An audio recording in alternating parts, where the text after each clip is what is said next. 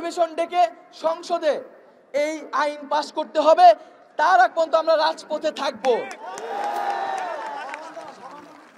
এই এক দফা দাবি সহ সারা দেশে যে হামলা করা হয়েছে, বাধা দেওয়া হয়েছে এবং যারা বাধা দিয়েছে তাদের বিচারের দাবিতে আগামীকাল বিকাল 4টায় সারা দেশের সকল ক্যাম্পাসে বিক্ষোভ মিছিল ও সমাবেশ অনুষ্ঠিত হবে। একটি যৌক্তিক দাবিকে যারা অযৌক্তিকভাবে আদায় করতে চায়, আমরা মনে করি যে তাদের অভিসন্ধি ভিন্ন। আদালতে যাওয়ার কথা, রাজপথে এসেছে, তারপরও মানুষ কিছু কথা বলেন। 6-7 দিন হয়ে গেছে যে আন্দোলন গতকালকে সংশ্লিষ্ট সবাইকে ধন্যবাদ জানিয়ে শেষ করার কথা। নিজেদের কোনো মতামত থাকলে রাষ্ট্রের কাছে, সরকারের কাছে তুলে ধরার কথা। আবারও আজকে কিসের জন্য ব্লকেট দেওয়া হলো? আজকে আবার কেন অবরোধ তৈরি করা হলো? আমরা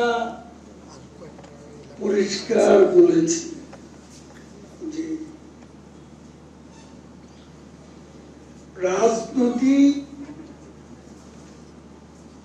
এই আন্দোলনকে যদি কেউ রাজনীতির ফাঁদে ফেলতে চায়, সেটা আমরা রাজনৈতিকভাবেই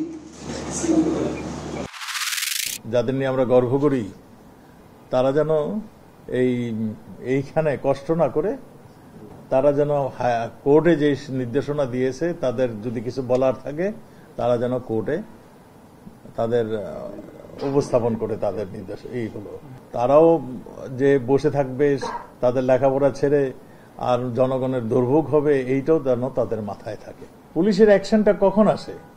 যখন অপারগ হয়ে যায়, যখন অগ্নিসংযোগ করতে যায়, যখন ধ্বংস করতে যায়, তখন জানমালের নিশ্চয়তার অভাব হয়ে যায়, যখন